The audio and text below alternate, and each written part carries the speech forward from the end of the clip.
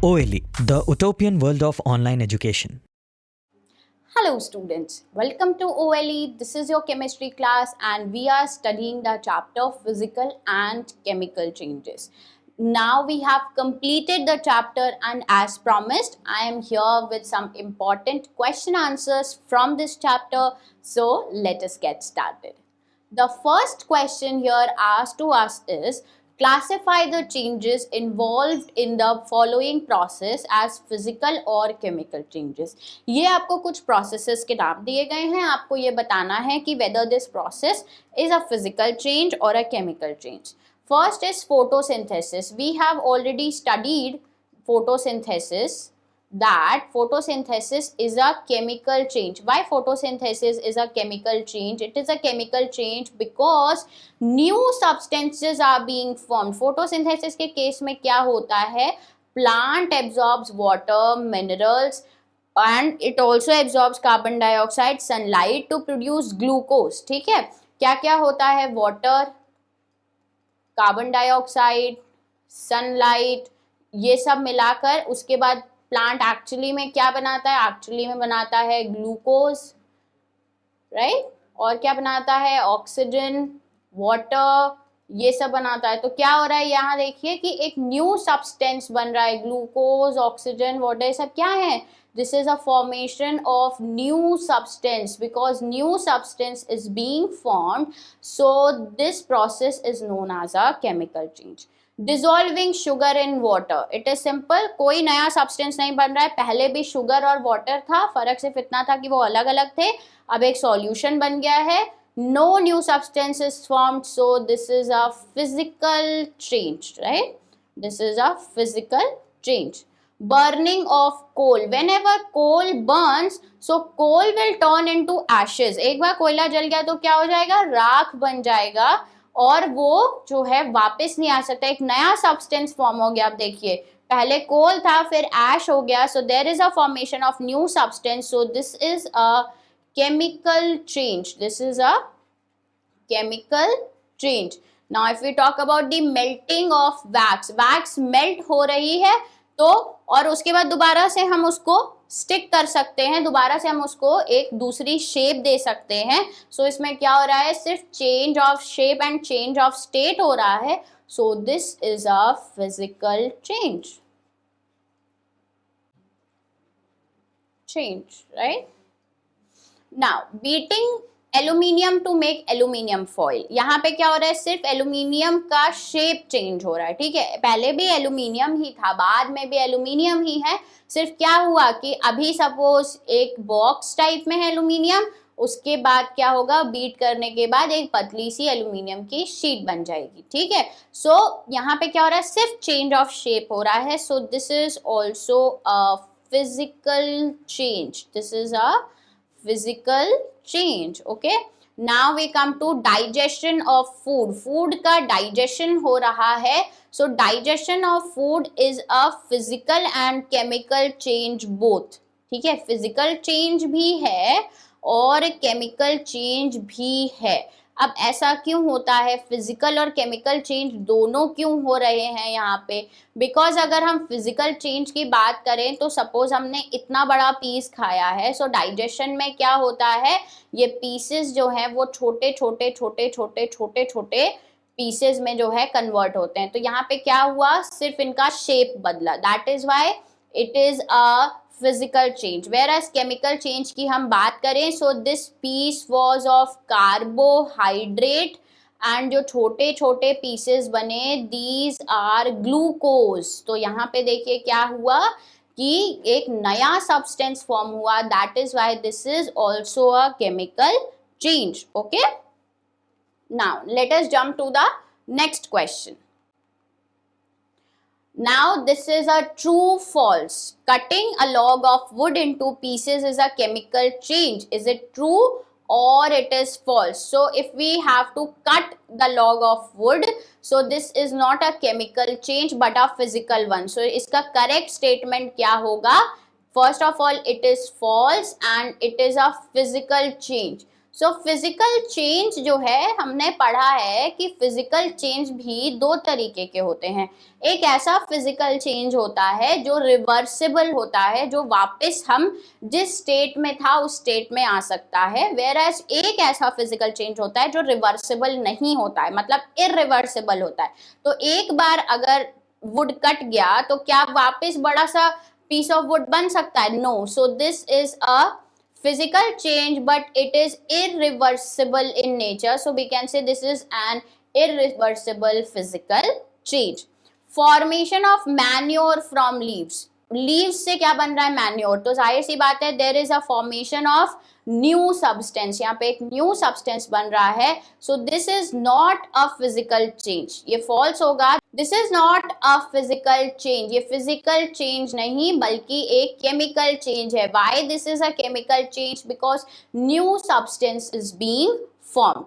Now iron pipes coated with zinc do not get rusted easily. We have studied this कि iron pipe को rusting से बचाने के लिए हम गैल्वेनाइजेशन करते हैं जिसमें हम जिंक की कोटिंग करते हैं। So this statement is true.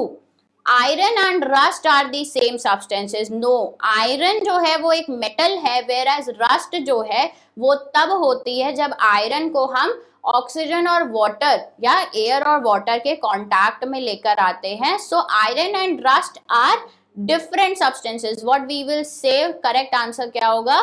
They are different substances. Okay, so this is false. Condensation of steam is not a chemical change. Condensation of steam में क्या होता है? कंडेंसेशन में क्या होता है? गैसियस स्टेट जो है वो लिक्विड स्टेट में बदलता है कंडेंसेशन में। सो यहाँ पे क्या हो रहा है? There is no new substances formed. अगर हम स्टीम का फॉर्मूला लिखेंगे so this is H2O, whereas अगर हम वाटर का फॉर्मूला लिखें तो भी ये H2O ही होता है। So yes, this is not a chemical change, this is just a physical change. So this statement is true. Okay, now let us jump to the third question. The third question is fill in the blanks.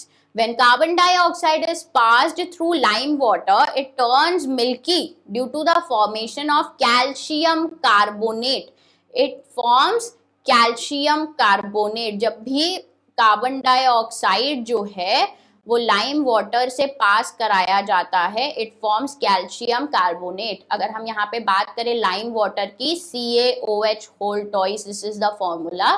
जब हमने carbon dioxide को react कराया it will form calcium carbonate जो कि milky colour का होता है, milky होता है। Okay, now if we talk about the next part of this question, the chemical name of baking soda is. baking soda का chemical name क्या होता है? so this is sodium hydrogen carbonate.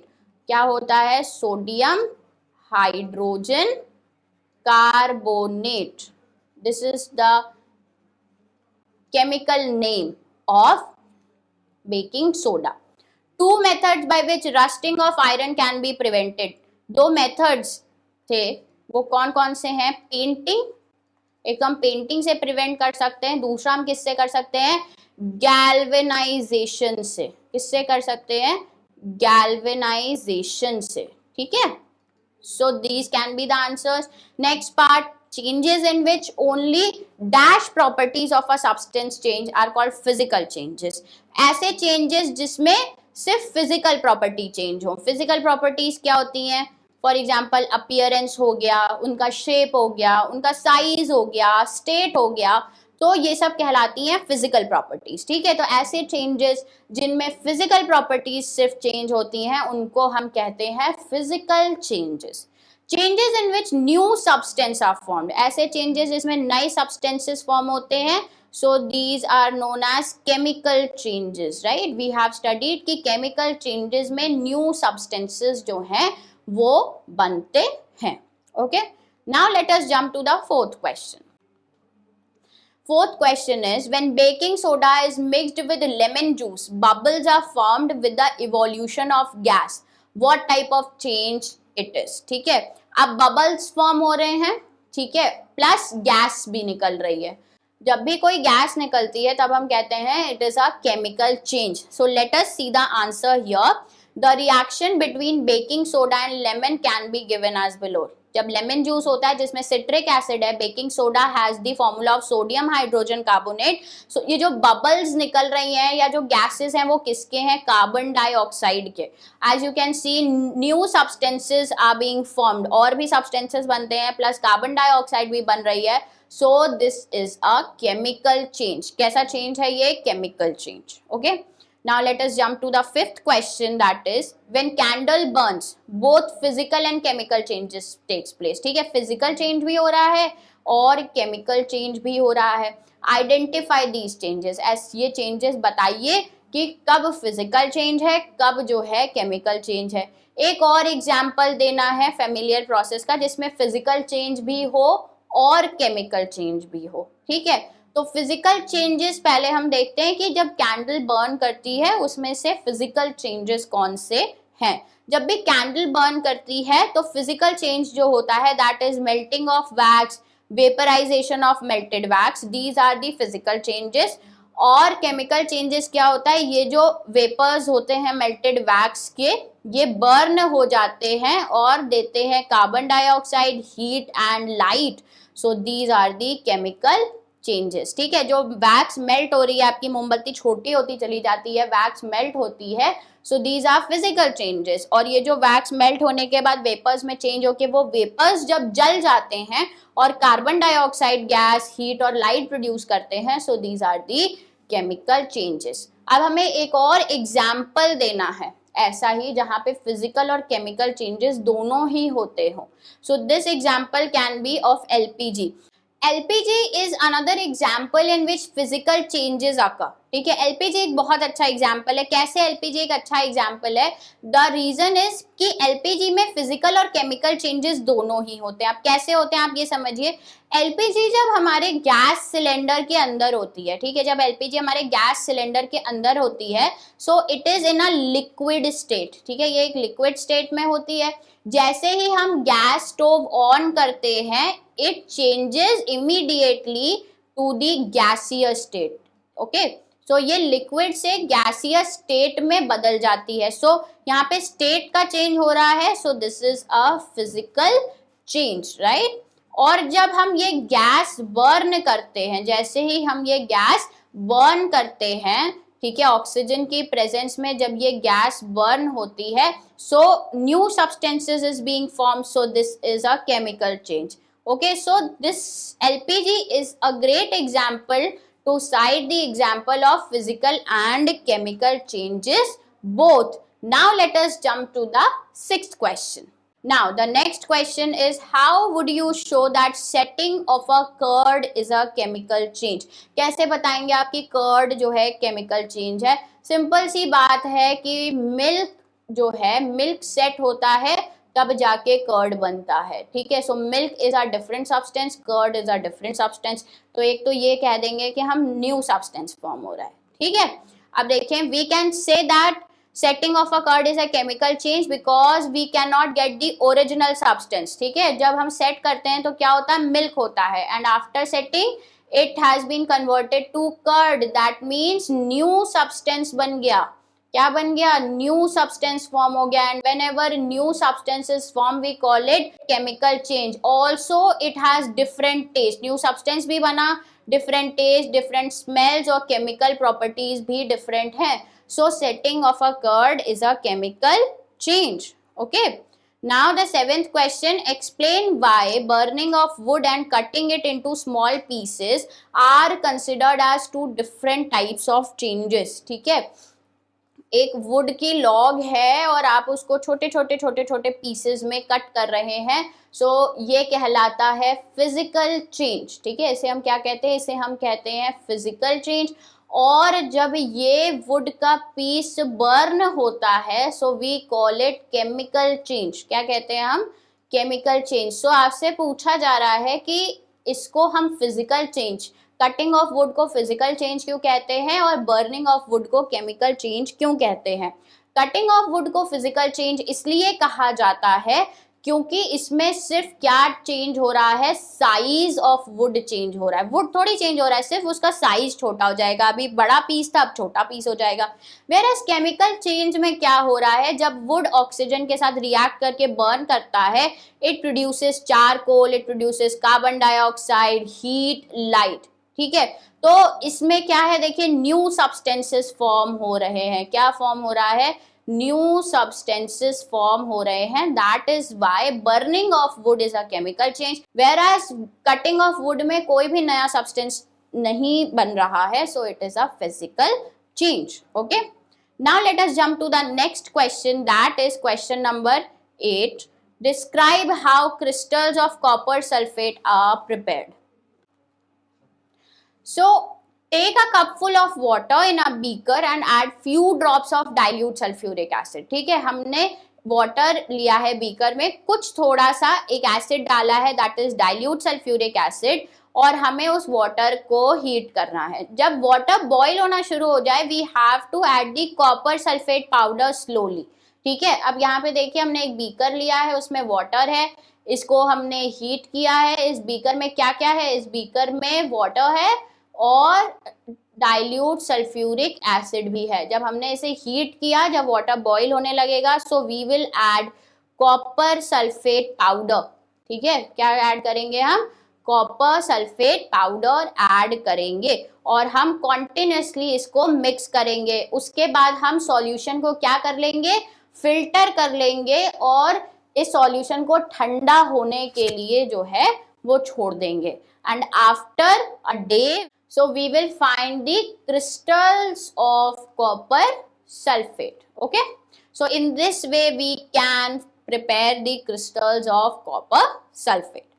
Now if we talk about the next question, that is explain how painting of an iron gate prevents it from rusting. ठीक है, अब painting के case में क्या होता है कि आयरन के ऊपर एक लेयर बन जाती है। Suppose this is a piece of iron और हमने जब आयरन के पीस को पेंट कर दिया तो इसके ऊपर क्या हुआ, एक लेयर बन गई। क्या बन गई, एक लेयर बन गई। अब अगर वाटर और ऑक्सीजन आपस इससे रिएक्ट करने आएंगे भी, वाटर और ऑक्सीजन अगर इससे रिएक्ट करने आएंगे तो क्या अंदर वाले आयरन से रिएक्ट करेंगे या बाहर जो है ये जो पेंट की लेयर है इससे रिएक्ट करेंगे। जाहिर सी बात है कि ये जो पेंट की लेयर है वो इससे रिएक्ट करेंगे और जब पेंट की लेयर से रिएक्ट करेंगे तो आयरन जो है बच जाएगा and thus we can prevent the iron gate from rusting by painting it. Okay,